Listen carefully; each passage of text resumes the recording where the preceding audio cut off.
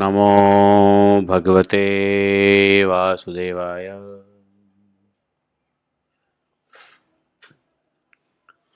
ओम नमो भगवते वासुदेवाय।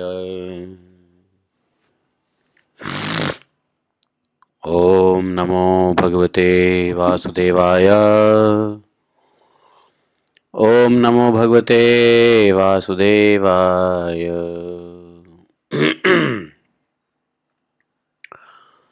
नारायणं नमस्कृत्यं नरं चैव नरोत्तमं देवीं सरस्वतीं व्यासं ततो जयमुदीरयेत्।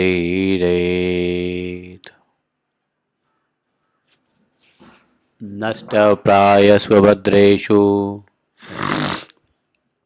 नित्यं भागवत सेवया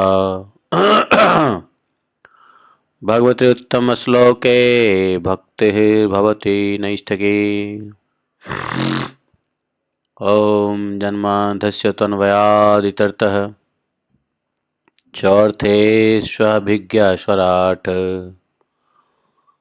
तेने ब्रह्महृदयादिकवये मुह्यन्ति यत् सूर्यः। तेजो वारिमृदां यथा विनिमयो यत्र त्रिसर्गो अमृषाम् धाम्नाय सदा निरस्तकुहकं सत्यं परमं धीमहि। धर्मः प्रोजितगैतवत्र परमो निर्मत्सराणां सताम् वेद्यं मातृवस्तु शिवदं तापत्रयो नमोलनं श्रीमद्भागवत महामुनिकृते किं वा परमेश्वरः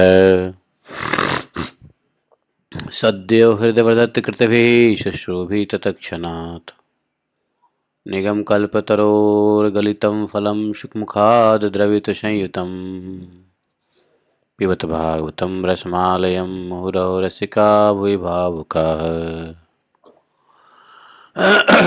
अहं सर्वस्य प्रभवो मत्तः सर्वं प्रवर्तते इति मत्वा भजन्ते मां बुधा भावा समन्विताः। मच्चित्ता मद्गतप्राणा बोधयन्तः परस्परं कथयन्तः मां नित्यं तुष्यन्ति च रमन्ति च तेषां सततयुक्तानां भजतां प्रीतिपूर्वकं ददामि बुद्धियोगं तं येन मापुयान्ति ते। तेषामेवानुकम्पार्थम् अहम् अज्ञानजं तमः नास्यात्मभावस्थो ज्ञानदीपेन भास्वता। अहमेवासमेवाग्रे न अन्यत् सतसत्परं पश्चादहमते तस्य यवशिष्येत स्वस्म्यहम्। ऋतेऽर्थं यत् प्रतीयेत न प्रतीयेत चात्मने तद्विद्यादात्मनो माया यथा भासो यथा तमः। यथा महान्ति भूतानि भूतेषु चावचैष्यनो प्रविष्ठानि अन्यप्रविष्ठानि तथा तेषु न तेष्वहम्। एतावदेव जिज्ञासं तत्त्वजिज्ञासुनात्मना अन्यव्यतिरेकाभ्यां यत् स्यात् सर्वत्र सर्वदा। हरे कृष्णा कृष्ण कृष्ण हरे हरे हरे राम राम राम हरे हरे। हरे कृष्णा कृष्ण कृष्ण हरे हरे हरे राम राम राम हरे हरे।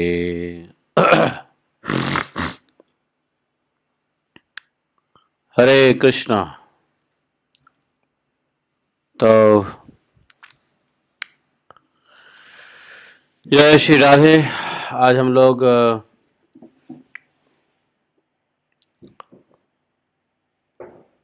तृतीया शुक्ल कार्तिक 10वें स्कंद के 45वें अध्याय।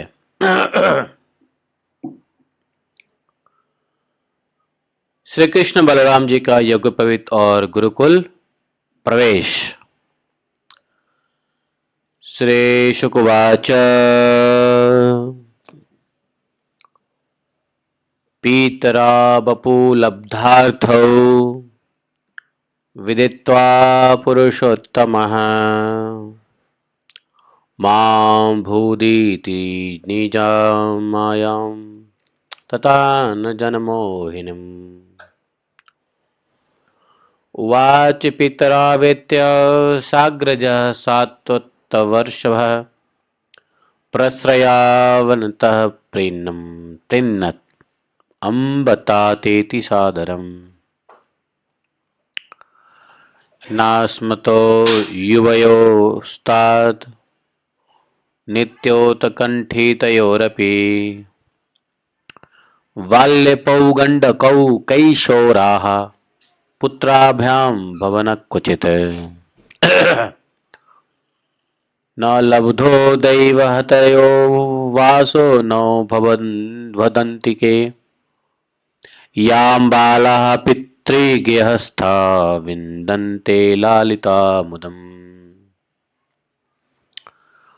सर्वार्थसम्भवो देहो जनितः पोषितो यतः न तयोर्याति निर्वेशं पित्रोऽहमर्त्यः शतायुषः। यस्तयोरात्मजः कल्प आत्मना च धनेन च वृत्तिं न दद्यात् तं प्रीत्य स्वमांसं खादयन्ति। ॐ अज्ञानतिमिरान्धस्य ज्ञानाञ्जनशलाकया चक्षुरुन्मीलितं येन तस्मै श्रीगुरवे नमः।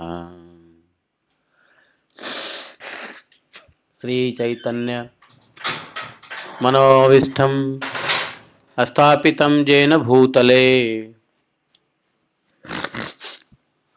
स्वयं रूप कदा मह्यं ददाति स्वपदान्तिकम्। वन्देऽहं श्रीगुरोः श्रीयुतपदकमलं श्रीगुरोन् वैष्णवांश्च श्रीरूपं साग्रजातं सहगण रघुनाथान्वितं तं सजीवम्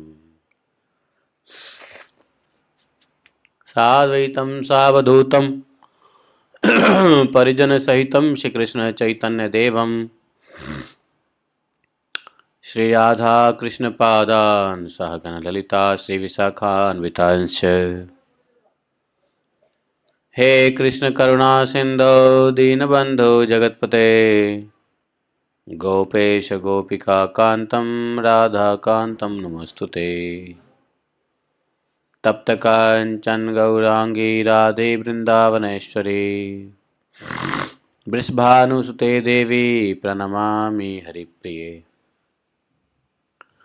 वाञ्छाकल्पतरुभ्यश्च कृपा सिन्धुभयैव च पतितानां पावनेभ्यो वैष्णवेभ्यो नमो नमः।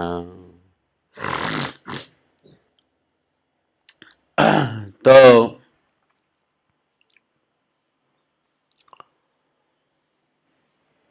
भगवान श्री कृष्ण ने देखा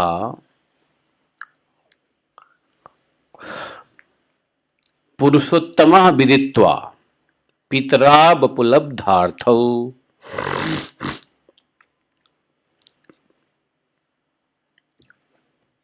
माता पिता भगवान के माता पिता को भगवान के ऐश्वर्य का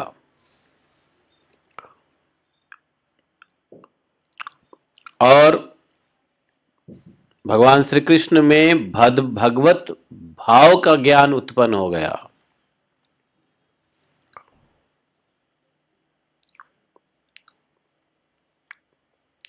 परंतु माता पिता के लिए कृष्ण भगवान के प्रति ऐश्वर्य का ज्ञान, भगवत भाव का ज्ञान, यह ठीक नहीं है। क्यों? यदि देवकी वसुदेव जी को भगवत ज्ञान, ऐश्वर्य ज्ञान, पुरुषोत्तम ज्ञान ये सब मिल गया तो देवकी माता या वसुदेव जी पुत्र स्नेह नहीं कर पाएंगे ठीक से। ऐसा सोच करके भगवान ने क्या किया? निजाम मायाम ततान जगमोहिनीम, अपने ही योग माया को फैला दिया।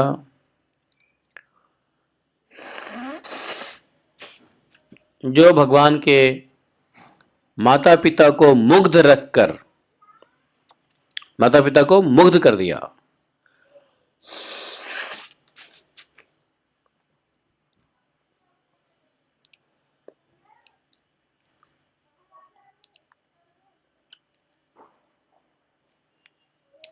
भगवान गए, माता पिता से मिले, सर झुका करके प्रणाम किया। मेरी मैया, मेरी अम्मा, मेरे पिताजी कहने लगे, हम आपके ही पुत्र हैं।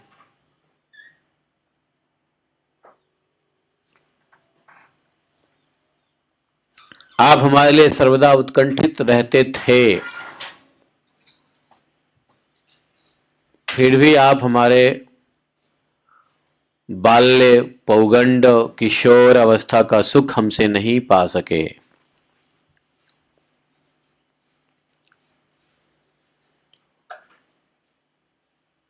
आप हैं तो हमारे ही माता पिता, हम हैं तो आप ही के पुत्र, लेकिन हमारे बाल्य, पौगंड इत्यादि अवस्थाओं का सुख आपको मिला नहीं। दुर्दैववश हम लोगों को आपके पास रहने का सौभाग्य नहीं मिला। इसी से बालकों को माता पिता के घर में रहकर दुलार प्यार का सुख मिलता है, वह हमें भी नहीं मिला।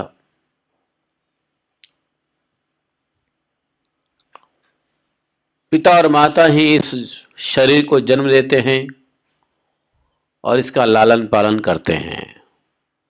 भगवान एक जनरल धर्म की बात बता रहे हैं।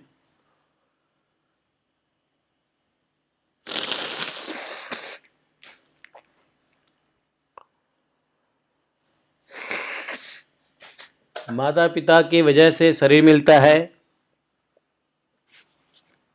और इसी शरीर से क्या होता है? धर्म, अर्थ, काम, मोक्ष प्राप्ति का साधन बनता है यही शरीर। यदि कोई मनुष्य 100 वर्ष तक जीकर भी माता पिता का सेवा करता रहे, तब भी वह माता पिता के उपकारों से उऋण नहीं हो सकता।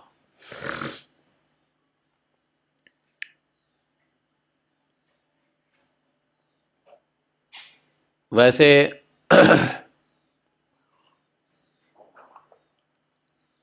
कई योनियों के माता पिता, सभी योनियों में माता पिता होते ही हैं,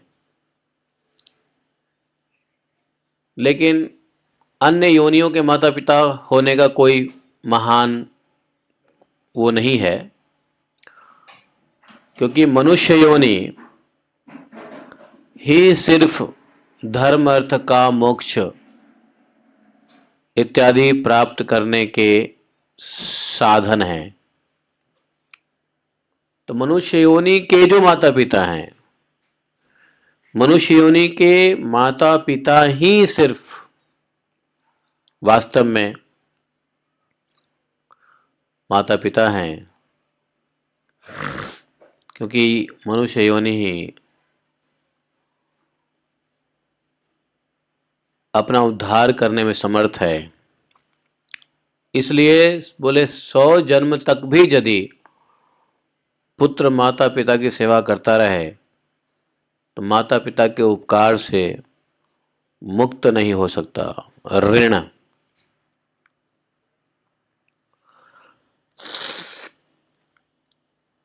बोले देखो 2 प्रकार के पुत्र होते हैं। एक जो माता पिता की सेवा कर सकता है, दूसरा जो माता पिता की सेवा नहीं कर सकता है। लेकिन जो सेवा नहीं कर सकता है उसकी तो बात ही छोड़ दो, लेकिन जो पुत्र सेवा कर सकता है, सामर्थ्य है, शक्ति है उसको माँ बाप की सेवा करने की, उसके पास धन है, शरीर और शरीर से धन से ही सेवा क्यों नहीं करे। यदि वह शरीर और धन से, माता पिता की शरीर और धन से सेवा नहीं करता है, सामर्थ्य होने पर भी, बोलते हैं ऐसे पुत्रों को मरने पर यमदूत उसे उसके अपने शरीर का मांस खिलाते हैं।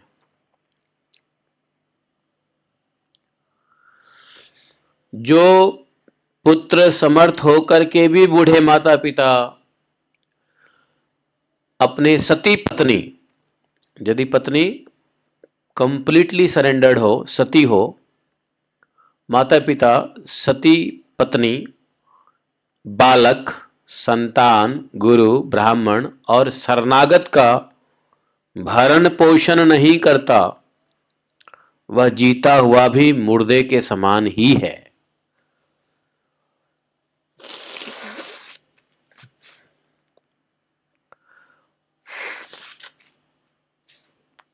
यहां पर भगवान ने थोड़ा बच्चों को माता पिता के प्रति की जिम्मेदारी का ज्ञान दे रहे हैं। वसुदेव जी को बोले, पिताजी हमारे इतने दिन बेकार के गए, क्योंकि कंस के भय से सदा उद्विग्न चित्त रहने के कारण हम आपकी सेवा करने में असमर्थ रहे।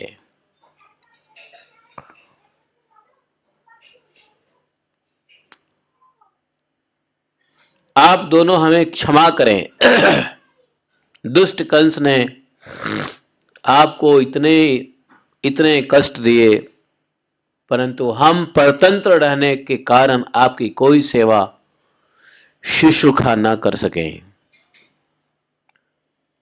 भगवान कह रहे कि परतंत्र रहने के कारण, देखो श्लोका संख्या 9 में कह रहे हैं,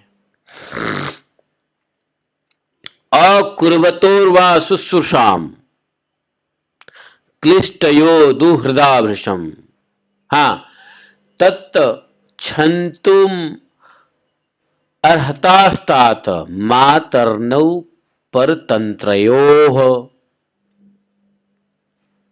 9वें श्लोक में भगवान कहते हैं कि मैं परतंत्र था। भगवान स्वतंत्र, भगवान कह रहे हैं कि मैं परतंत्र रहने के कारण आपकी कोई सेवा नहीं कर सका। भाई भगवान परतंत्र कैसे? परतंत्र इसलिए है भगवान कि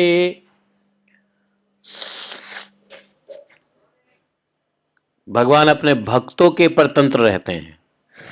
नहीं, भगवान परतंत्र होते हैं लेकिन भक्तों के तंत्र में। अभी तक अपने वश में नहीं थे भगवान।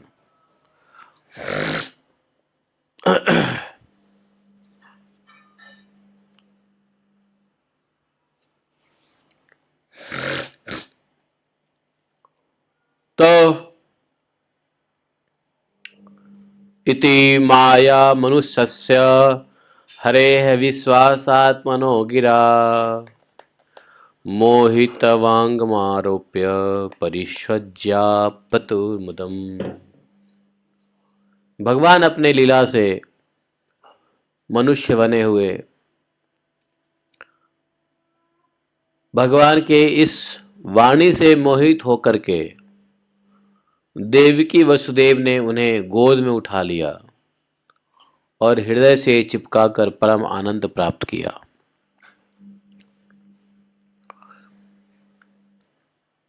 स्नेह पास में बंधकर पूर्णतः मोहित हो गए और आंसुओं की धारा से उनका अभिषेक करने लगे, यहां तक कि आंसुओं के कारण गला रुद्ध जाने से वे कुछ भी बोल न सके, कुछ भी बोल न सके। भगवान ने इस प्रकार अपने माता पिता को सांत्वना दिया, अपने नाना उग्रसेन को यदुवंशियों का राजा बना दिया।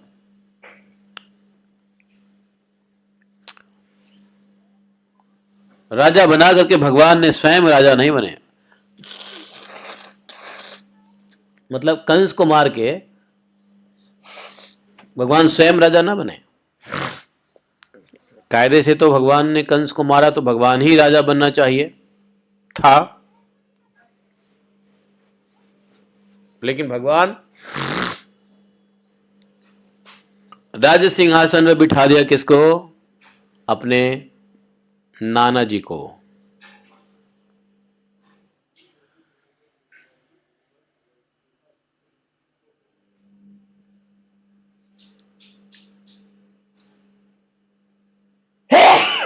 राधेश्याम राधेश्याम। भगवान ने बोला कि हम आपकी प्रजा हैं, आप हम लोगों पर शासन कीजिए।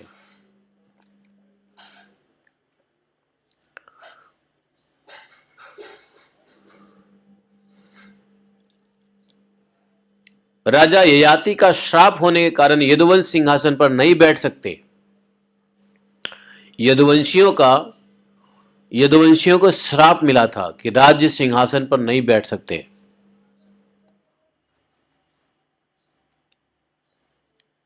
ययाति का श्राप था।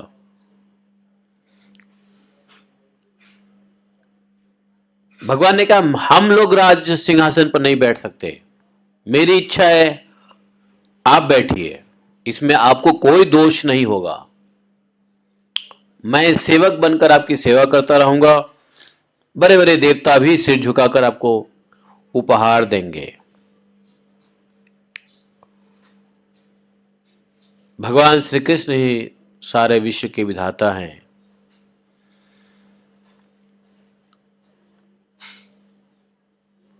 जो लोग कंस के भय से भाग गए थे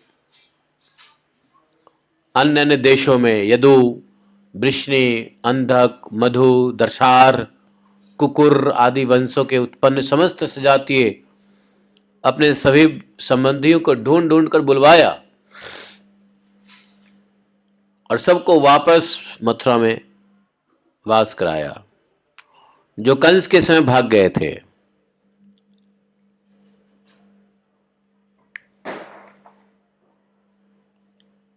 वो कंस के भय से भागे थे, घर से बाहर, घर छोड़ करके बड़े क्लेश कष्ट से वो समय बिता रहे थे। भगवान ने सबका सत्कार किया, स्वागत किया, सांत्वना दिया, खूब धन देकर तृप्त किया और सबको अपने अपने घर में वापस वसा दिया।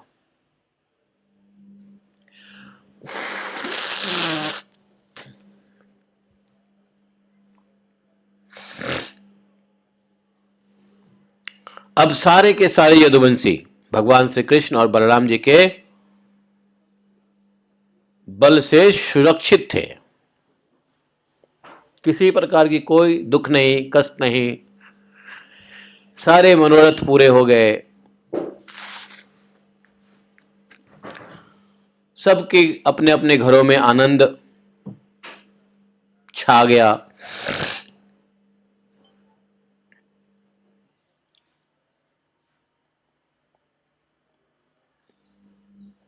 अब देवकी नंदन भगवान नंद बाबा के पास आए। नंद बाबा अभी मथुरा में ही रुके हुए हैं। उन्होंने नंद बाबा से कहा है, पिताजी, आपने और माँ यशोदा ने बड़े स्नेह दुलार से हमारा पालन पोषण किया। कोई संदेह नहीं कि माता पिता संतान पर अपने शरीर से भी अधिक स्नेह करते ही हैं। जिन्हें पालन पोषण न कर सकने के कारण अपने रिश्तेदार ने त्याग दिया है, उन बालकों को जो लोग अपने पुत्र के समान लाड़ प्यार से पालते हैं, वही वास्तव में माँ बाप हैं। जिन बालकों को अपने माता पिता ने त्याग दिया हो किसी मजबूरी में या जैसे भी, और दूसरे के बच्चे को यदि कोई दूसरा व्यक्ति लाड़ प्यार से पाल दे, कहते हैं सच्चे माँ बाप वही होते हैं।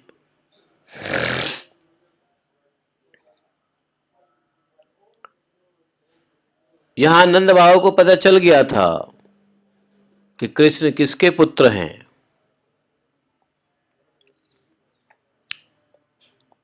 मथुरा में शोर तो हो ही गया था।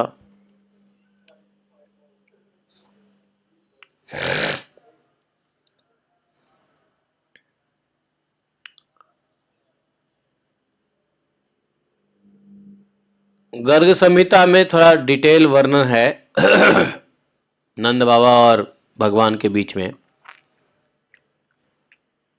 हम लोग पढ़ेंगे। भगवान ने कहा कि अब आप ब्रज में जाइए, हमारे बिना वात्सल्य स्नेह के कारण आप लोगों को अवश्य दुख होगा, इसमें कोई संदेह नहीं है। थोड़े दिन हम मथुरा में रहेंगे और अपने सगे संबंधियों को थोड़ा हम प्रसन्न कर दें, सुखी कर दें, थोड़ा इन लोगों के साथ रह लें, फिर हम आप लोगों से मिलने आएंगे।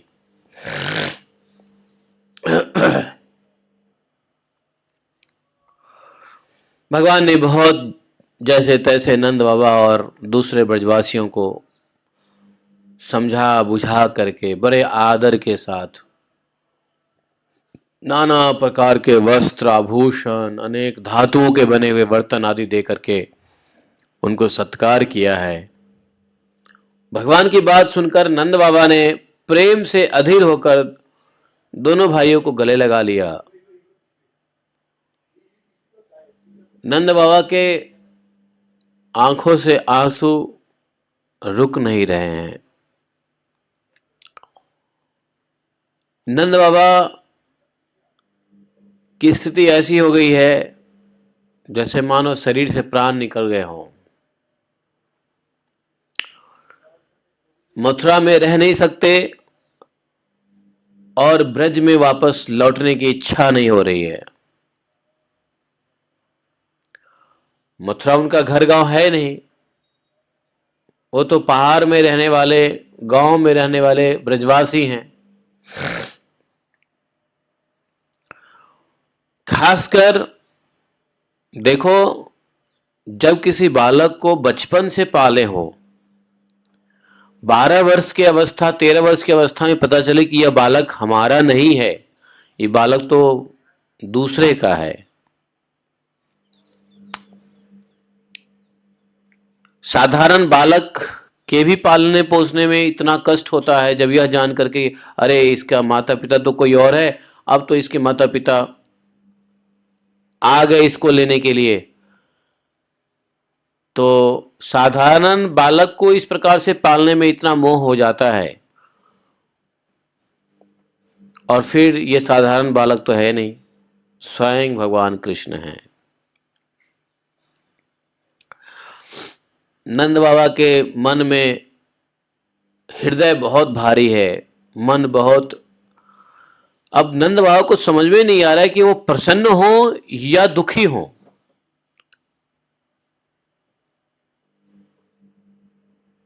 क्या होना चाहिए? प्रसन्नता हो मन में या दुख हो, क्या होना चाहिए? समझ में नहीं आ रहा नंद बाबा को। नंद बाबा की स्थिति गर्ग संहिता के मुताबिक पढ़ोगे तो आप सब रोने लग जाओगे।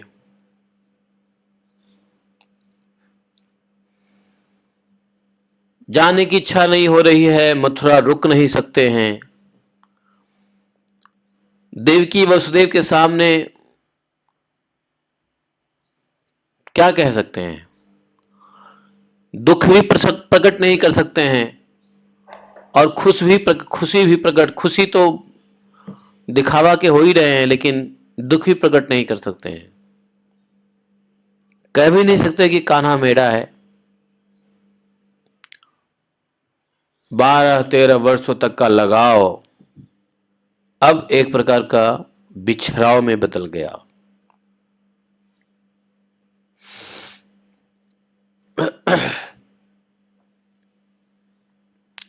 भगवान को बड़ी मशक्कत करनी पड़ी, बहुत समझा बुझा करके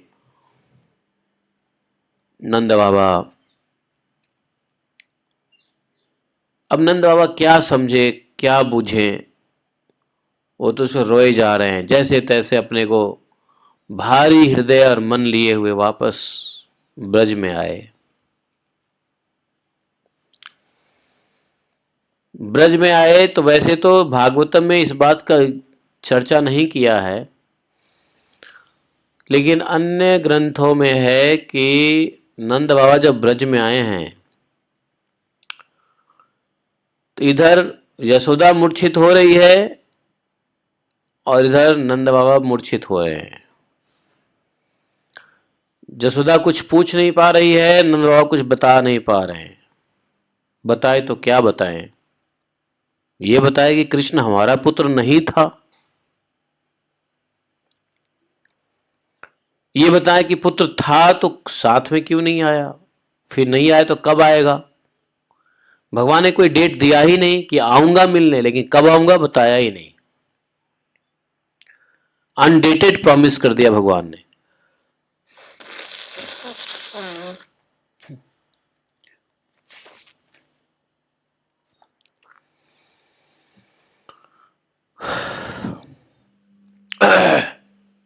ब्रज में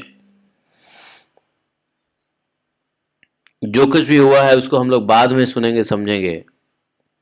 फिलहाल के लिए मथुरा में नंद बाबा के चले जाने के बाद गर्गाचार्य जी ने बलराम जी और कृष्ण को जनेऊ करवाया है, द्विज बनवाया, द्विजत्व दीक्षा दिया। उनका ब्रह्मचर्य व्रत अखंड तो था ही, गायत्री पूर्वक अध्ययन करने के लिए उन्होंने नियम स्वीकार किए हैं।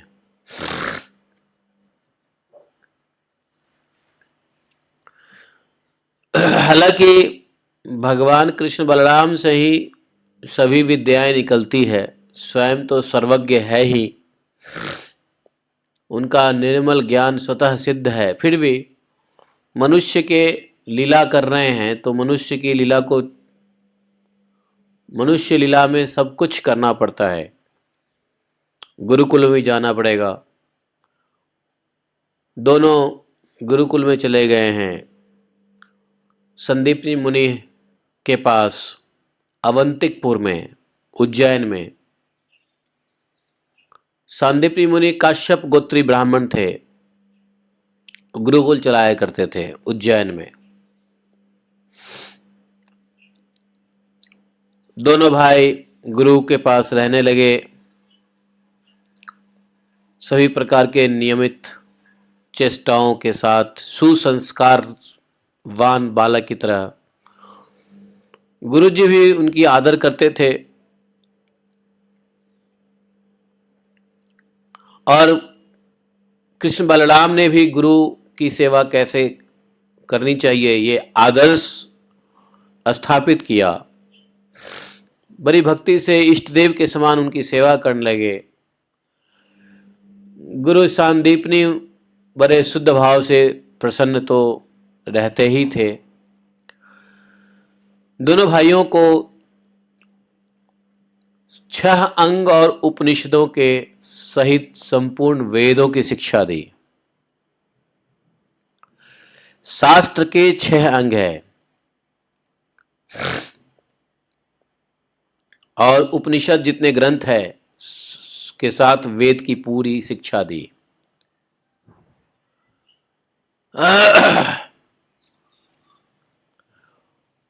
धनुर्वेद, देवता के ज्ञान, मंत्र, मनुस्मृति, धर्मशास्त्र, मीमांसा, वेद के तात्पर्य बतलाने वाले शास्त्र, तर्क विद्या इत्यादि बहुत सारे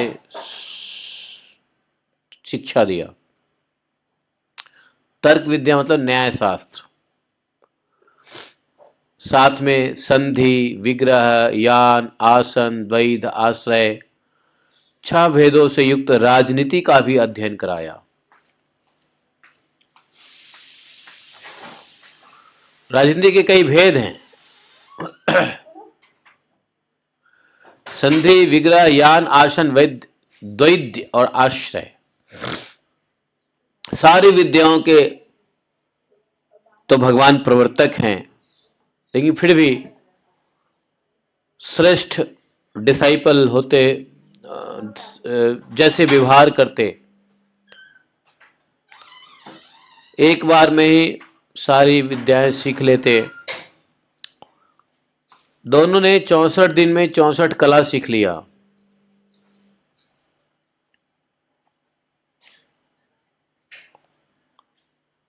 चौसठ कला। इस प्रकार से अध्ययन समाप्त हुई। सांदीपनि मुनि से प्रार्थना किया कि आप जो चाहें गुरु दक्षिणा मांग लें। सांदीपनि मुनि ने भगवान का अद्भुत ऐश्वर्य का, महिमा का अनुभव तो कर ही लिया था। सोचा कि ऐसे शिष्य से कोई साधारण वस्तु तो मांगी नहीं जा सकती है, लेकिन क्या मांगी जाए। इसलिए उन्होंने अपने पत्नी से सलाह लिया कि देखो, कृष्ण बलराम बड़े अद्भुत हैं, साक्षात ईश्वर हैं, कुछ भी कर सकते हैं। तुम्हारी क्या इच्छा है गुरु दक्षिणा मांगने की? जो मांगोगी वो तुम्हें देने में समर्थ हैं। पत्नी ने कहा, अरे ऐसी बात है तो फिर आप हमारे पुत्र को भेद मांग लीजिए। प्रभास क्षेत्र में सांदीपनि मुनि का बालक डूब कर मर गया था। बोले कि आप हमारे डूब करके मरे हुए पुत्र को वापस दिला दीजिए, क्योंकि भगवान की लीलाएं सबको पता थी। कितने बार ग्वाल बालों को मृत्यु के मुंह से बचा लिया था। नंद बाबा को उठा के ले आए थे, ढूंढ के ले आए थे। तो समुद्र में अगर यदि खो गया मेरा बालक तो भगवान तो ला ही सकते हैं। भगवान ने कहा ठीक है, गुरु दक्षिणा देने के लिए वहां से निकले, प्रभास क्षेत्र गए। वहां पे समुद्र देवता को आदेश दिया कि तुम्हारे गर्भ में हमारे गुरु जी के पुत्र विलय हो गए, आप हमें लौटा दीजिए। समुद्रदेव प्रकट हुए, भगवान की स्तुति की, कहा कि नहीं नहीं, वह पुत्र हमारे पास नहीं है। तो कहां है? बोले कि ऐसा है, एक दैत्य है जिसका नाम है पंचजन। पंचजन नाम का दैत्य है। नैवाहाशमहं देव दैत्य पंचजनो महान अंतर जलचरः कृष्णा शंखरूप धरो असुरः। बोली वह असुर पंचजन नामक दैत्य शंख के अंदर छुप करके जल के अंदर छुपा हुआ है।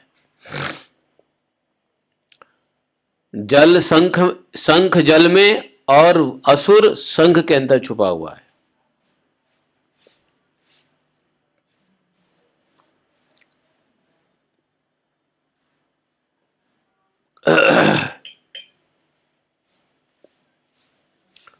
समुद्र की बात सुनकर के तुरंत भगवान समुद्र में घुसे, शंखासुर को मार डाला और वह बालक उसके पेट में मिला ही नहीं। शंखासुर को मारने के बाद भी वह बालक पेट में नहीं मिला। समझे?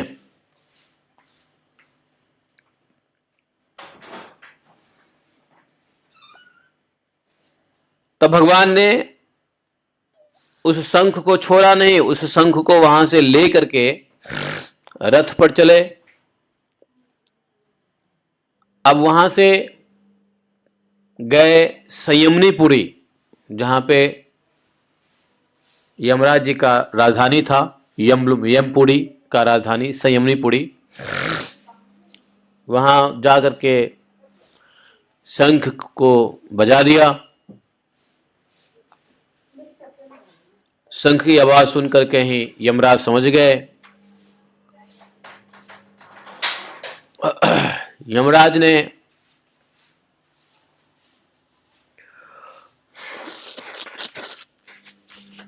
भगवान से कहा,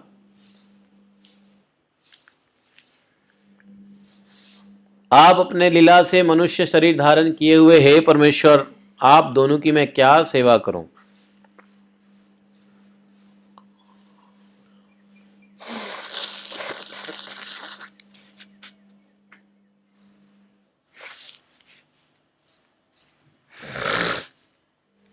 भगवान ने यमराज से कहा, यमराज, अपने कर्म बंधन के अनुसार मेरा गुरुपुत्र तुम्हारे यहां लाया गया है। तुम मेरे गुरुपुत्र को वापस दे दो। यमराज ने कहा, महाराज, मैं तो दे दूंगा,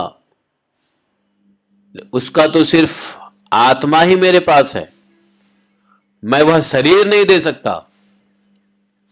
भगवान ने कहा, तुम ले आओ, जो तुम्हारे पास है, जिस रूप में वह पुत्र तुम्हारे पास में है, तुम दे दो, मैं उसको शरीर प्रदान कर दूंगा।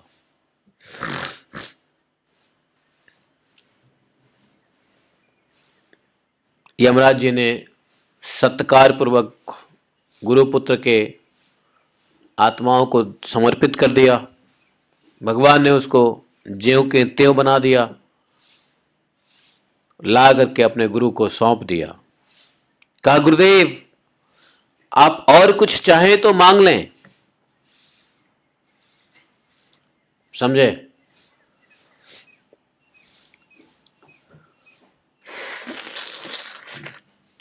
गुरु जी ने कहा,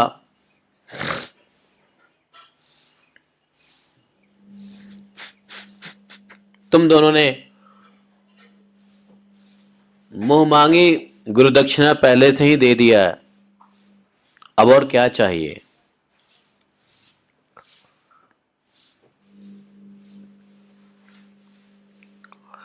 आप जैसे पुरुषोत्तम का जो गुरु है, उसका कौन सा मनोरथ अपूर्ण रह सकता है?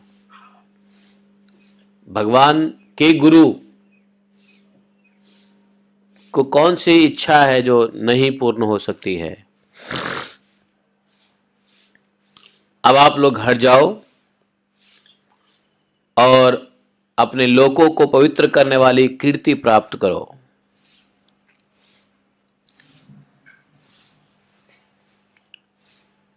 पढ़ाई हुई विद्या इस लोक परलोक में सदा नवीन बनी रहे, कभी विस्मृत ना हो।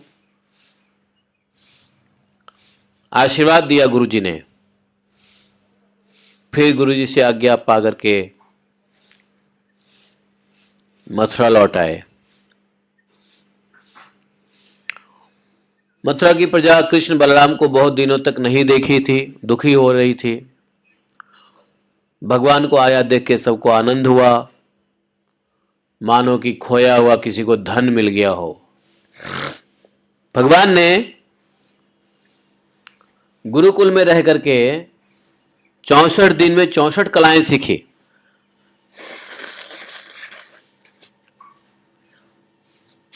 चौसठ कलाओं का नाम सुन लो, याद नहीं रहता है।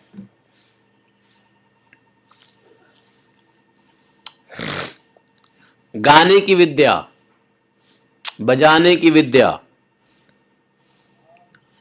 नाच करने की विद्या, अभिनय करने की विद्या, चित्रकारी, पेंटिंग, जड़ी बूटी से बेल बूटी बनाना,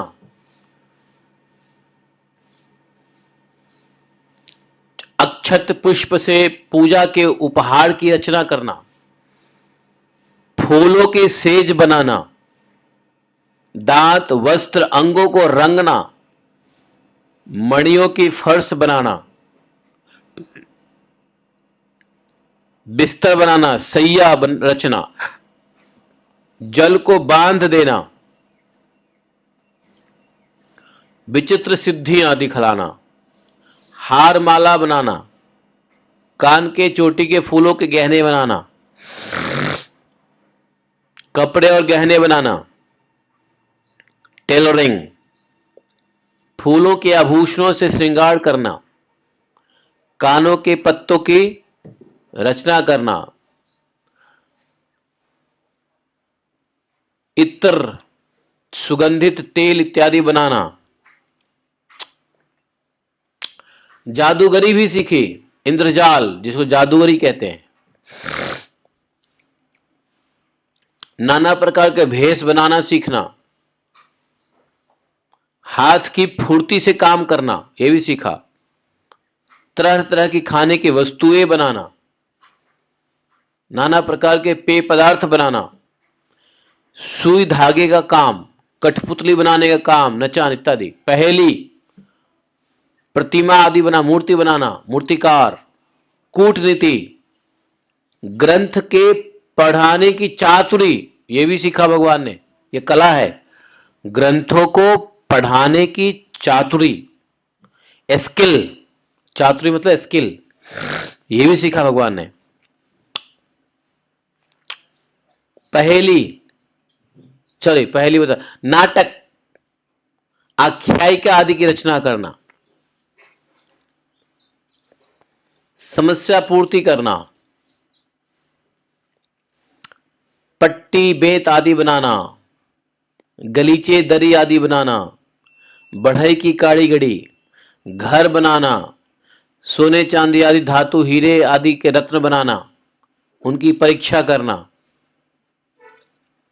अच्छा, सोना चांदी भी बना लेना, सोना चांदी बनता है, हाँ बनता है, सोना चांदी को बना सकते हो, वो भी सीखा भगवान ने।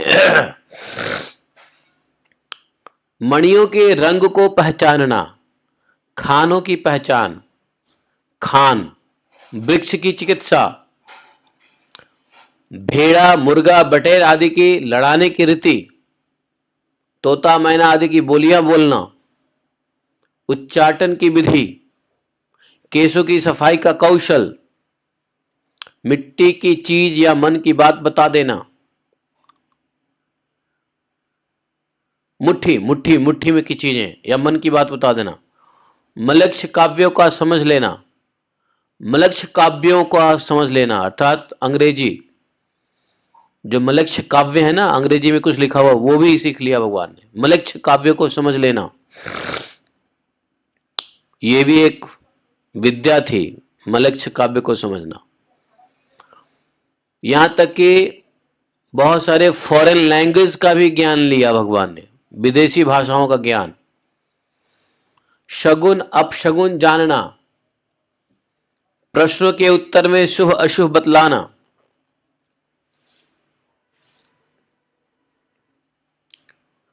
मेरे ख्याल से जब भगवान ने विदेशी भाषा का ज्ञान लिया होगा तो भाषा स्वयं भगवान से हाथ जोड़े खड़े होकर के पूछा होगा कि भगवान हमारे यहाँ कब पधारोगे। नहीं, देश विदेश भाषाओं में भगवान ने उसे वरदान दिया होगा, आऊंगा आऊंगा, कलयुग में तेरी भाषा में भी आऊंगा मैं। तो देखो कलयुग में प्रभुपाद जी की कृपा से कई भाषाओं में गीता का ज्ञान गया, भगवान की कथा गए नहीं, और मलेच्छ का तो उद्धार ही हो गया कलयुग में। जिस मलेच्छ की काव्य को भगवान ने सीखा,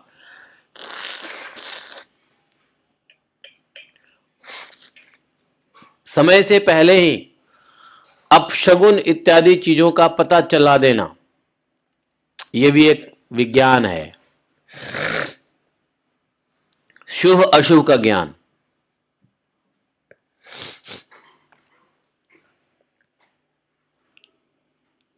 नाना प्रकार के मिट्टी के यंत्र बनाना, मात्रक यंत्र, रत्नों को नाना प्रकार के आकार में को काटना, सांकेतिक भाषा बनाना, कोड लैंग्वेज कहते हैं, कोड लैंग्वेज सांकेतिक भाषा जिसको कूट भाषा कहते हैं। मन में कटक रचना करना, नई नई बातें निकालना, मतलब बातें बनाना भी भगवान ने सीखा। यह भी एक आर्ट है, बात बनाना। छल से काम लेना, सभी प्रकार के कोशों का ज्ञान, चाहे वो शब्द कोश हो, धातु कोश हो, कोई भी कोश हो, सभी प्रकार के कोश का ज्ञान, सभी प्रकार के छंदों का ज्ञान, वस्त्र को छिपाने या बदलने की विद्या,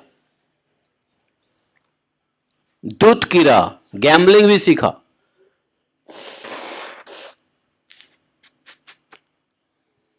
दूर के मनुष्य वस्तुओं को आकर्षित कर लेना, यह भी विद्या सीखा। बालकों के खेल खेलना, मंत्र विद्या, विजय प्राप्त कराने वाली विद्या, बेताल आदि को वश में रखने की विद्या, ये 64 कला भगवान ने सीखी। एक व्यक्ति के द्वारा इतना कला सीखना संभव नहीं है। आज हर व्यक्ति के अंदर में कुछ गुण है, इसी 64 गुणों के और इससे निकले हुए सब गुण नाना प्रकार के व्यक्तियों में दुनिया में विराजमान है। नहीं, कोई कोडिंग में एक्सपर्ट है तो कोई कुछ बता देता है, कोई कुछ बता देता है। नहीं, जैसे बागेश्वर बाबा मन की बात बता देते हैं, ये विद्या है, सिद्धियां हैं। आप क्या सोच रहे हो बता देंगे, आपके मन में क्या प्रश्न बता देंगे।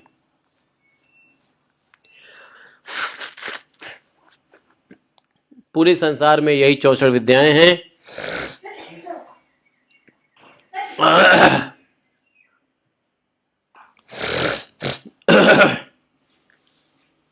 ये 64 विद्याओं जो है भगवान ने सीखने की लीला किया, ऐसा कह सकते हैं। नहीं, भगवान ने 64 विद्या सीखने की लीला किया।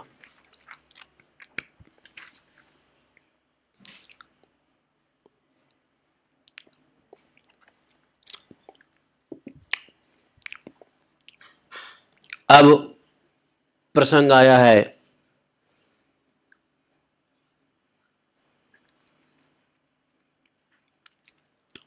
वृष्णि वंशियों में।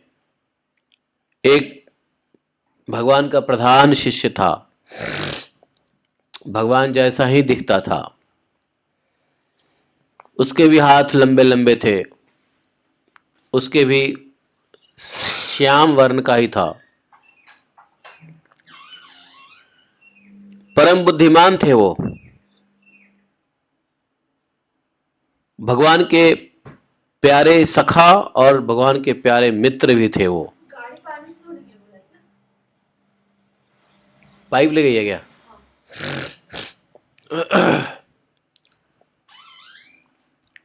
ज्यादा पानी वेस्ट ना करे, बोल दो।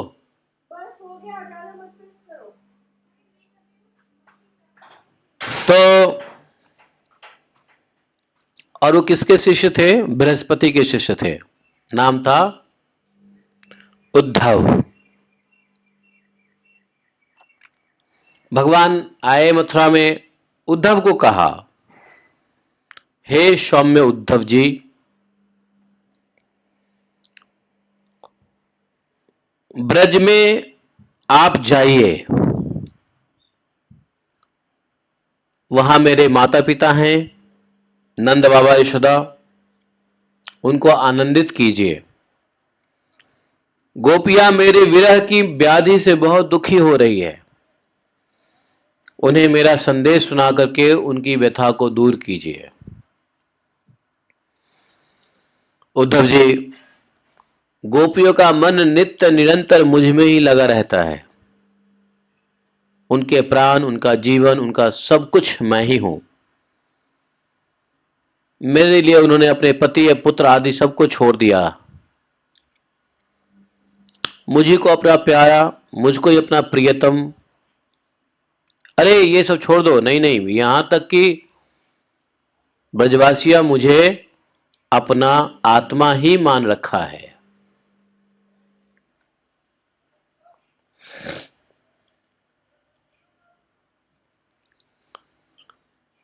ऐसा मैंने प्रॉमिस किया है, यह मेरा व्रत है।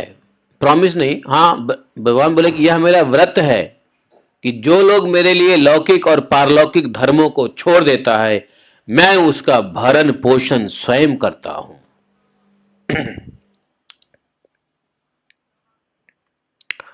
भगवान ने यहां भी वही बात कहा है जो गीता में अर्जुन को कहा है।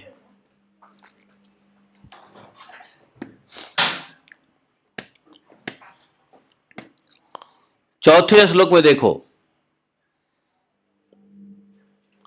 जे त्यक्त लोक धर्मांश्च, जे त्यक्त लोक धर्मांश्च मद अर्थे तान बिभर्म्यहम्, मैं उसका भरण पोषण करता हूं। बिभर्म्यहम्,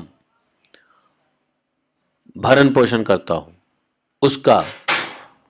किसका? जे जनाः लोक धर्मान त्यक्त्वा मद अर्थे, मेरे लिए लोक धर्म को छोड़ देता है, लोक धर्म को छोड़कर मुझ पे आश्रित रहता है। लोक धर्म तो छोड़ देता है, पारलौकिक धर्म भी छोड़ देता है, लौकिक और पारलौकिक वो भी छोड़ देता है, उसका भरण पोषण मैं स्वयं करता हूं। उद्धव, मैं उन गोपियों का परम प्रियतम हूं। मयि ताः प्रियसा पृष्ठे दूरस्थे गोकुल स्त्रियः, मेरे यहां चले आने से वे मुझसे दूरस्थ मानती है, वो ऐसा समझती हैं कि वो मेरे से दूर हो गई है, क्योंकि मैं यहां आ गया ना मथुरा।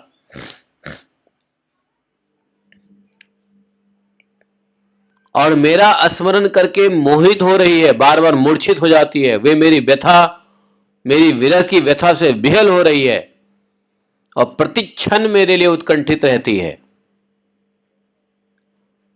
मेरी गोपियां, मेरी प्रेसियां इस समय बड़े ही कष्ट और यत्नों से अपने प्राणों की को किसी प्रकार रख रही हैं।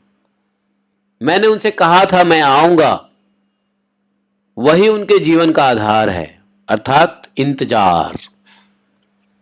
मैंने कहा कि मैं आऊंगा, बस वो इंतजार कर रही है कि आएगा, कृष्ण बोला तो आएगा।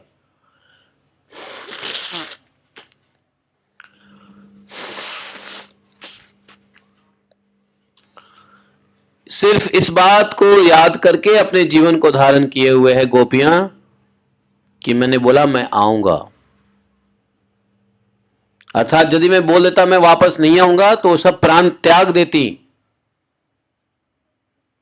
और तो क्या कहूं उद्धव जी, मैं ही उनकी आत्मा हूं। वे नित्य निरंतर मुझ में ही तन्मय रहती हैं। उद्धव जी ने वैसे भगवान का और उद्धव के बीच बड़े लंबे संवाद है।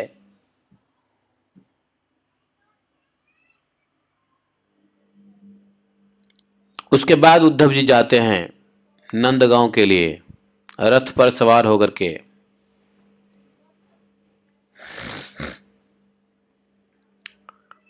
जैसे अक्रूर जी चले और शाम को पहुंचे, वैसे ही उद्धव जी भी निकले और सूर्यास्त के समय नंद बाबा के ब्रज में पहुंचे। उस समय जंगल से गायें लौट रही थी और गायों के खुर के आघात से इतना धूल उड़ रहा था कि उनका रथ धूल से ढक गया।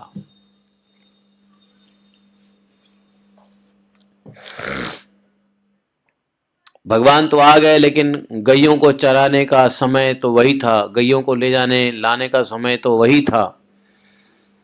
बाकी ग्वाल वालों ने तो अपने सामान्य जीवन में लग गए। भगवान निकल गए अपने आगे की यात्रा पे, अगली लीला पे।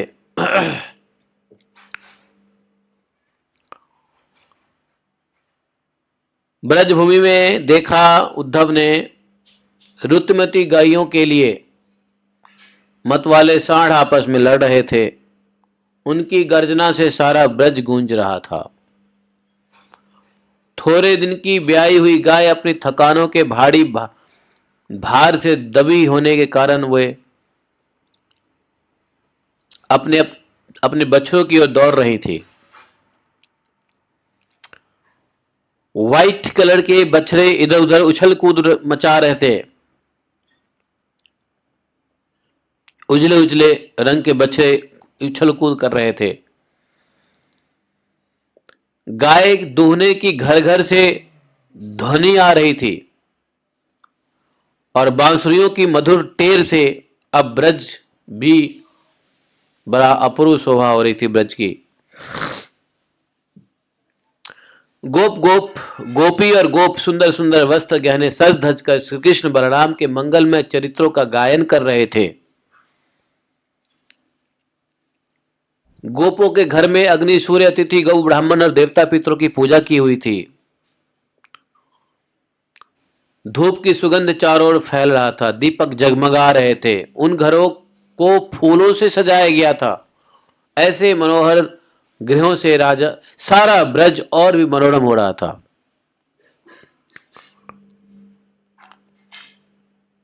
गोपियां लोग अपने घर को क्यों सजा के रखते थे?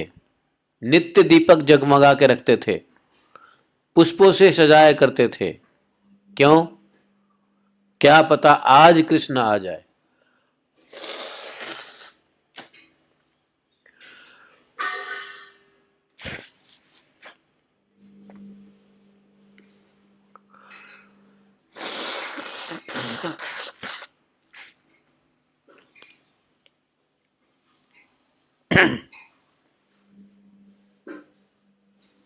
जब उद्धव जी आए, पहले नंद बाबा से मिले।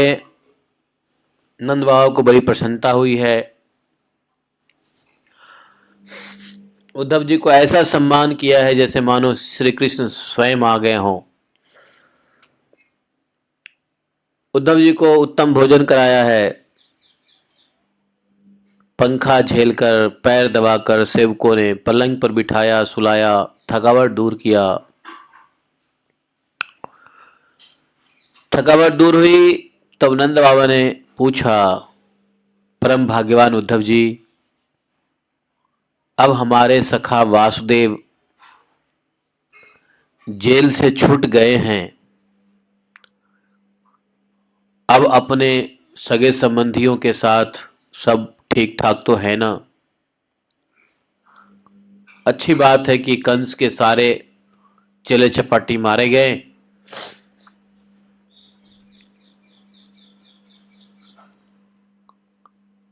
अच्छा ये बताइए, कृष्ण कभी हम लोग को याद करता है क्या?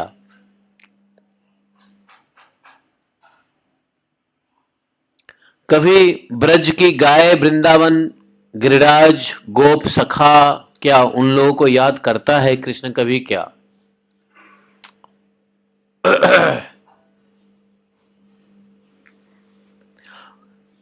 उद्धव जी ये बताइए कि हमारे गोविंद हमसे मिलने के लिए एक बार भी आएंगे क्या?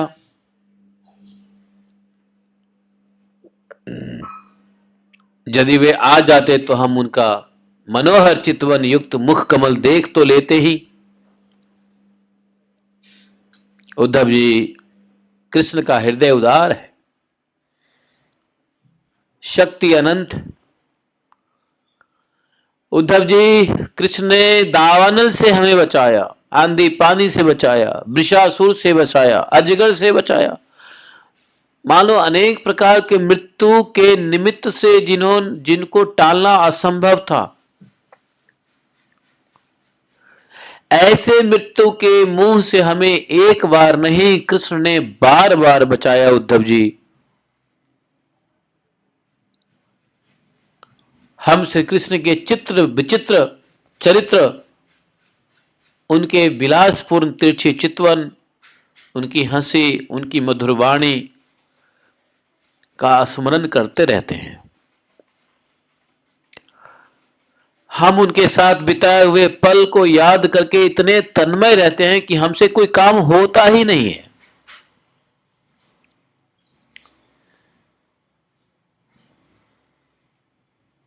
जब हम देखते हैं कि वही नदी है जिसमें श्री कृष्ण जल क्रीड़ा करते थे, वही गिरिराज है जिसे उन्होंने अपने एक हाथ पर उठा लिया था, वही वन प्रदेश है जहां कृष्ण गौएं चराते हुए बांसुरी बजाते थे। ये वही स्थान है जहां वे अपनी सखाओं के साथ अनेकों प्रकार के खेल खेलते थे। उद्धव जी देखिए, अभी भी कृष्ण का चरण चिन्ह मिटे नहीं है। ये सब देखकर हमारा मन कृष्णमय हो जाता है। इसमें संदेह नहीं कि मैं श्री कृष्ण बलराम को देव शिरोमणि मानता हूं, और हम लोग यह भी मानते हैं कि देवताओं का कोई बहुत बड़ा कार्य सिद्ध करने के लिए कृष्ण यहां पर आए हुए हैं। स्वयं भगवान गर्गाचार्य जी ने मुझसे ऐसा कहा भी था। जैसे सिंह बिना किसी परिश्रम के पशु को मार डालता है, वैसे ही खेल खेल में हमारे आंखों के सामने 10,000 हाथियों का बल रखने वाला कंस, उसके दोनों पहलवान, यहां तक कि कुबला पीढ़ को मार डाला।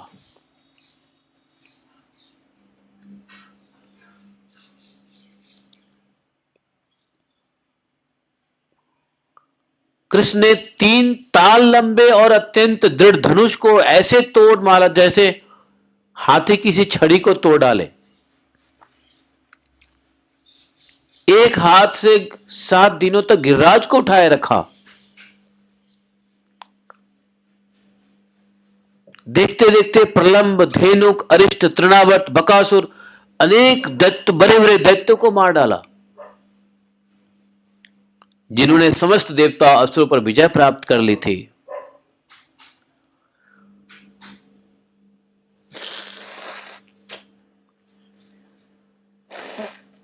जानते हो,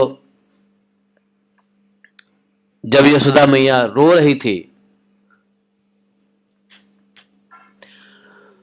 मूर्छित हो रही थी, होश में आती थी, अपने पुत्र कृष्ण को पुकारती थी, नंद बाबा को समझाने के लिए और कोई बात नहीं था। कैसे समझाए?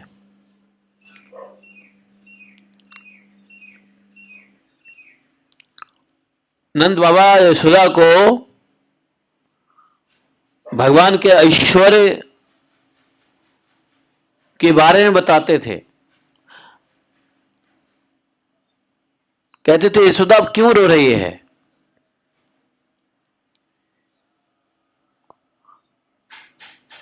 वास्तव में वह हमारा पुत्र नहीं था, हम सब उसके पुत्र हैं।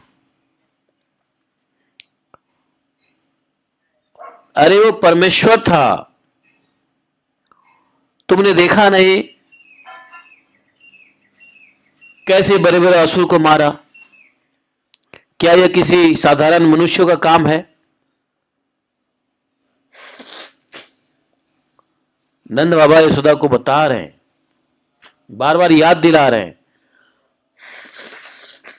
भगवान की लीलाओं का स्मरण करा के कह रहे हैं तुमको अभी भी समझ में नहीं आया, वो हमारा पुत्र नहीं।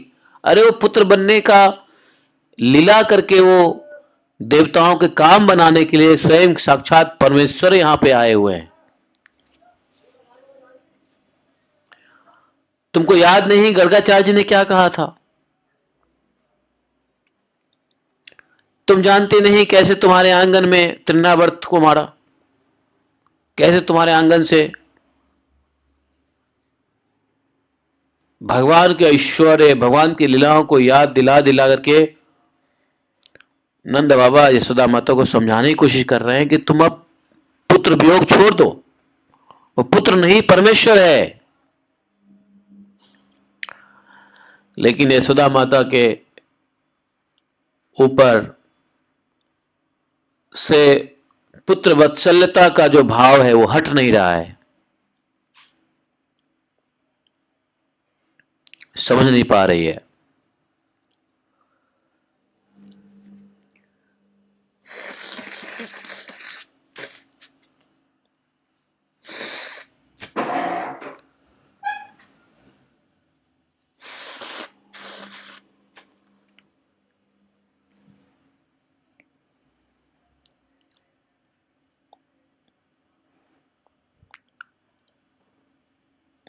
नंद बाबा और यशोदा और अन्य गोपियां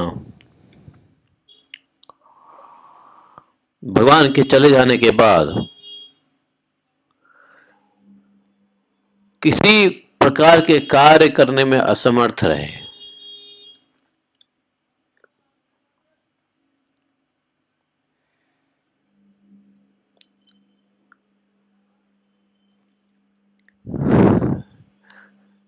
ये सब लीलाओं का स्मरण करके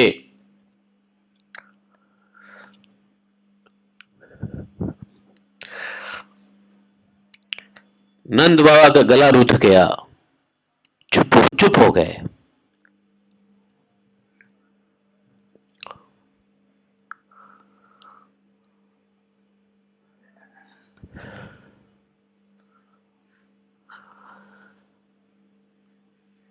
उद्धव के सामने नंद बाबा भगवान की लीलाओं का स्मरण करके प्रेम की बाढ़ आ गई, बेहल हो गए, मिलने की उत्कंठा बढ़ गया, गला रुध गया, चुप हो गए।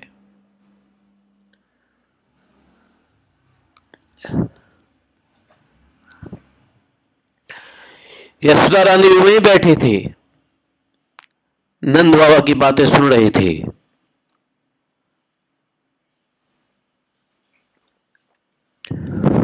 भगवान की एक एक लीला सुनकर के यशोदा मैया के भी नेत्रों में आंसू बह जाते थे और पुत्र स्नेह की बाढ़ से आज भी यशोदा माता के स्तन से दूध की धारा बहती जा रही थी।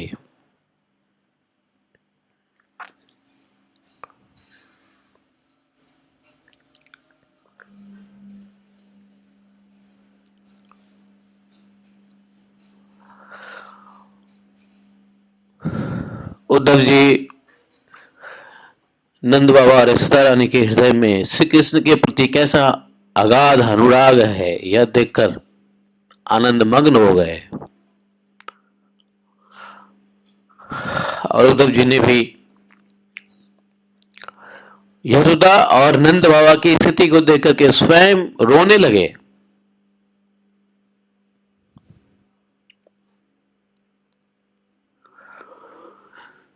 तीनों रो रहे हैं, उद्धव जी भी, यशोदा जी भी और नंद बाबा भी।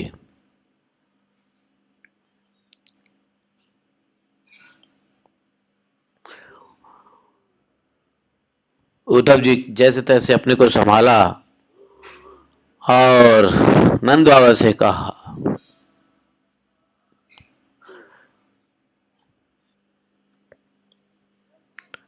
कि संदेह नहीं है, इसमें कोई संदेह नहीं है कि आप दोनों समस्त शरीरधारियों में अत्यंत भाग्यवान, आप लोग बड़े भाग्यवान हो। आपके भाग्य की सराहना करना है चाहिए, क्योंकि जो चराचर जगत के बनाने वाले हैं, उसे ज्ञान देने वाले नारायण हैं, उनके प्रति आपके हृदय में ऐसा वात्सल्य स्नेह पुत्र भाव है।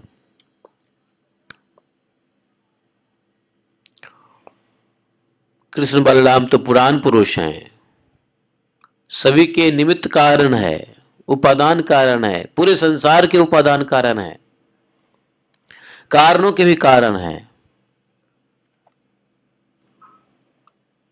कृष्ण पुरुष हैं, बलराम जी तो प्रधान प्रकृति।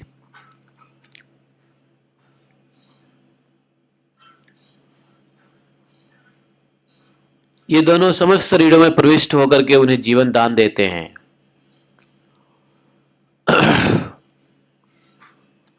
ज्ञान स्वरूप जीवन उनका नियमन करते हैं, जीवों का नियंता है। बलराम जी प्रधान प्रकृति और श्री कृष्ण पुरुष।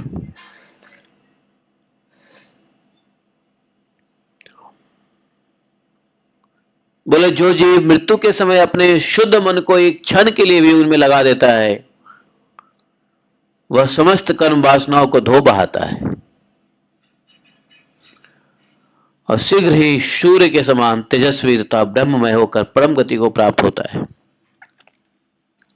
उद्धव जी को ज्ञान तो था ही,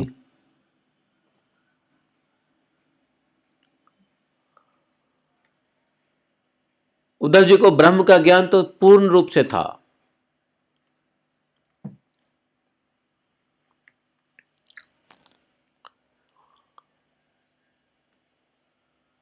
उन्होंने वास्तव में भगवान कृष्ण और बलराम की जो मूल प्रकृति है, पुरुष और प्रधान,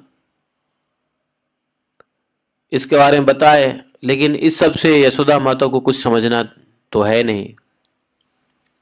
अन्य गोपियों को भी सबसे क्या लेना देना, उनको तो पता है कृष्ण हमारे प्रेयसी हैं, बस हमारे पुत्र हैं, हमारे सखा है। उनको इससे ज्यादा कुछ जानने की आवश्यकता भी नहीं थी, न जानना चाहते थे।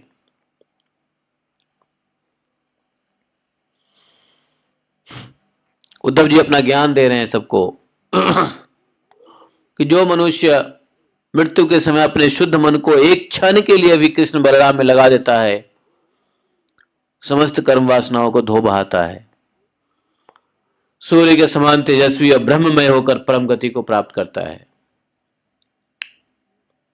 ब्रह्मज्ञानी थे उद्धव जी, इसलिए तेज ब्रह्म की बात कर रहे हैं।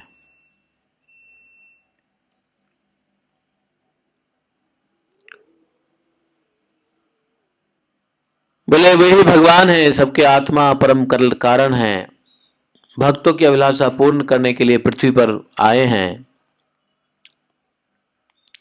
मनुष्य सा शरीर ग्रहण करके प्रकट हुए हैं।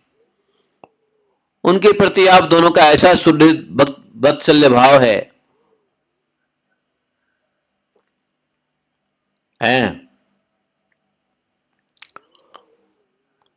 ऐसे परमेश्वर के प्रति आपका ऐसा सुदृढ़ वात्सल्य भाव, अब आप लोग के द्वारा कौन सा शुभ कर्म करना शेष रह गया है।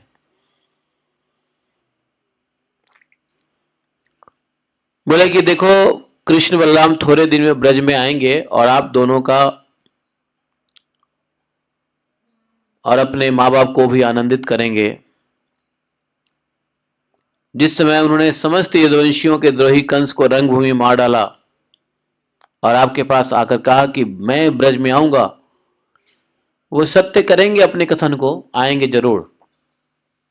आप दोनों भाग्यशाली हो, आप दुखी ना हो, खेद ना करें। आप कृष्ण को अपने पास ही देखेंगे, क्योंकि जैसे लकड़ी में अग्नि हमेशा रहती है, वैसे सभी प्राणियों के हृदय में सर्वथा विराजमान रहते हैं, ऐसा बताया।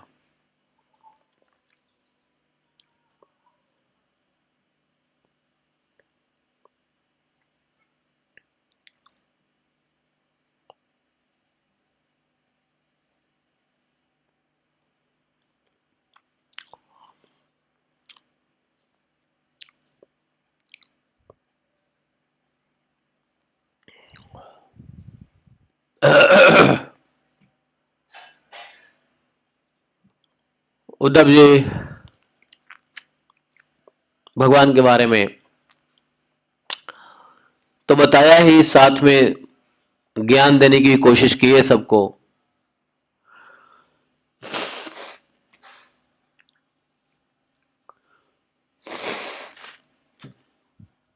समझे?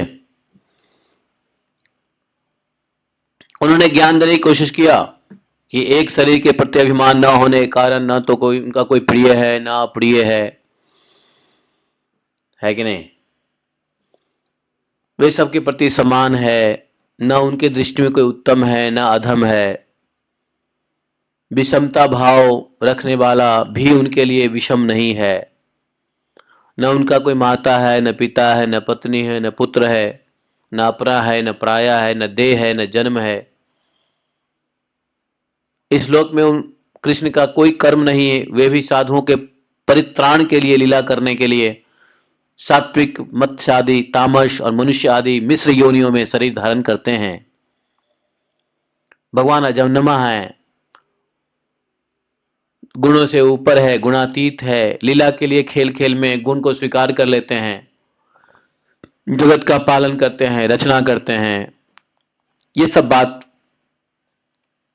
बताने लग गए।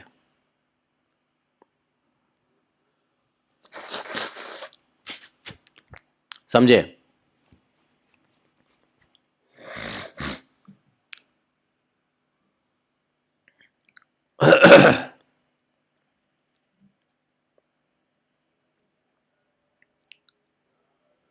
तो बहुत प्रकार के ज्ञान देने लग गए।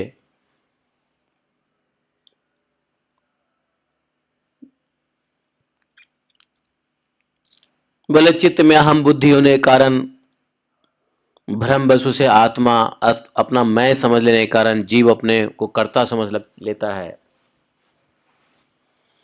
बोले भगवान कृष्ण केवल आपके पुत्र ही नहीं हैं।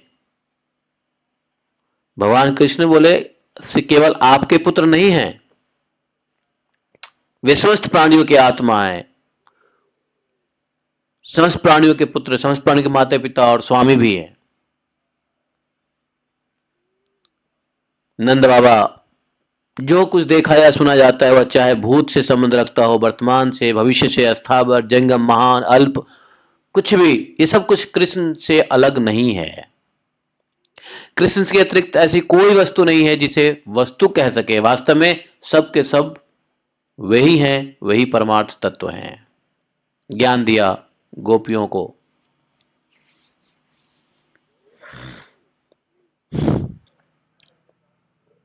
भगवान श्री कृष्ण के सखा उद्धव और नंद बाबा इस प्रकार आपस में बात करते रहे। पूरी रात बीत गई। कुछ रात शेष रहने पर गोपियां उठी।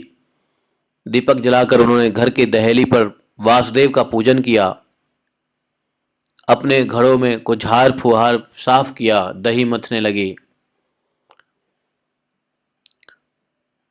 दही मंथन से गोपियों के कलाइयों से जो निकलती हुई आवाजें थीं, कंकन कंगन की शोभायमान, आज भी ऐसे ही।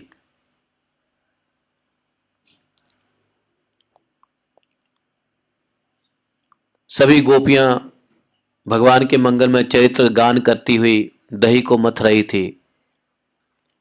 पूरे ब्रज में अद्भुत ध्वनि निकल रहा था।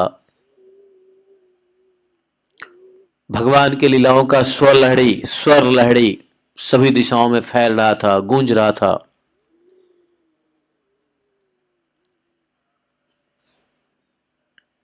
जब सूर्योदय हुआ तब ब्रजांगनाओं ने देखा कि नंद बाबा के दरवाजे पे एक सोने का रथ है।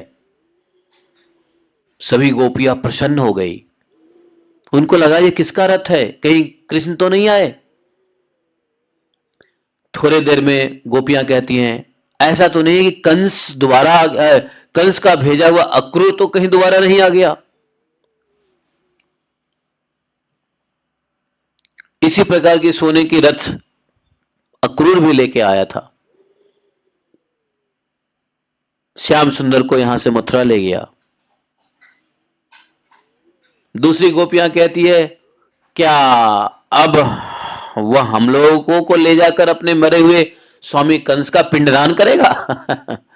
दूसरी गोपियां कहती है अब क्या अक्रूर हम लोगों को ले जाने के लिए आया है, अपने मरे हुए स्वामी कंस का पिंडदान करने के लिए?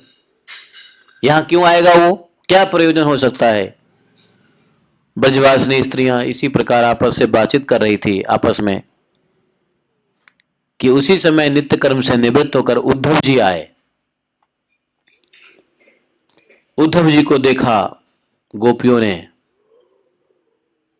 दूर से तो लग रहा था कृष्ण ही है, वेशभूषा कृष्ण जैसी मिल रही थी। उनके भी हाथ लंबे लंबे, भुजाएं नेत्र कमल के समान, पीतांबर धारण किए हुए, गले में कमल पुष्प की माला, कानों में मणिजटित कुंडल झलक रहे हैं, मुखारविंद अत्यंत प्रफुल्लित है। गोपियों ने आपस में कहा अरे यह पुरुष देखने में तो बहुत सुंदर है, परंतु है यह कौन है, कहां से आया है, किसका दूत है, और कृष्ण जैसे भूषभूषा क्यों बना रखा है? उत्सुकता व सभी गोपियां परिचय करने के लिए उत्सुक हो गई। उद्धव जी को चारों ओर से घेर लिया गोपियों ने। बाद में पता चला कि ये तो रमा रमन भगवान श्री कृष्ण का संदेश वाहक है, संदेश लेके आया है। अब भगवान कृष्ण के संदेश की बात जान करके सब विनय से झुककर सलज्ज हास्य चित्त मधुर वाणी से उद्धव जी का स्वागत सत्कार किया है। एकांत में आसन पर बैठाकर सभी गोपियां पूछती हैं उद्धव जी से, उद्धव जी हम जानती हैं कि आप कृष्ण के पार्षद हैं, यदुनाथ के पार्षद हैं, आप उनका संदेश लेकर यहां पधारे हैं। आपके स्वामी ने अपने माता पिता को सुख देने के लिए आपको यहां भेजा है, अन्यथा हमें तो अब इस नंद गांव में गौओं के रहने की जगह में उनके स्मरण करने योग्य कोई भी वस्तु दिखाई नहीं पड़ती। माता पिता आदि सगे संबंधियों का स्नेह बंधन तो बड़े बड़े ऋषि मुनियों को ही बड़ी कठिनाई से छोड़ पाते हैं। दूसरों के साथ प्रेम संबंध का स्वांग किया जाता है, वह तो किसी न किसी स्वार्थ के लिए ही होता है। अब गोपियां कटाक्ष भाव से बोल रही हैं, लेकिन गोपियां क्या कह रही हैं इसको हम लोग आज नहीं पढ़ेंगे, बहुत अच्छी चीजें हैं तो इसको हम लोग कल पढ़ेंगे। आज के लिए इतना ही काफी। बोले ग्रंथराज श्रीमद् भागवतम की जय। एकम शास्त्रम देव की पुत्र गीतम एको देवो देव की पुत्र एव एकम मंत्रस्य तस्नामानि यानि कर्मापि तस्य दिवस सेवा। तमेव माता च पिता त्वमेव बन्धुश्च सखा त्वमेव विद्या द्रविणं त्वमेव मम सर्वदेव देव। कृष्णाय वासुदेवाय हरे परमात्मने प्रणतक्लेशनाशाय गोविंदाय नमो नमः। हे कृष्ण करुणा सिंधो दीनबंधो जगतपते गोपेश गोपिका कांतम राधा कांतम नमस्तुते। तप्त कांचन गौरांगी राधे वृंदावनेश्वरी विश्वानुसुते देवी प्रणमामि हरिप्रिये। वाञ्छाकल्पतरुभ्यश्च कृपा सिन्धुभ्यश्च पतितानां पावनेभ्यो वैष्णवेभ्यो नमो नमः। जय श्री कृष्ण चैतन्य प्रभु नित्यानंद श्री अद्वैत गदाधर शिवासादि गौर भक्तवृंदा। हरे कृष्ण कृष्ण कृष्ण हरे हरे, हरे राम राम राम हरे हरे। बोले ग्रंथराज श्रीमद् भागवत महापुराण की जय। प्रभुपाद की जय, वृंदावन धाम की जय। जय जय श्री राधे श्याम। जायाति ते अधिकम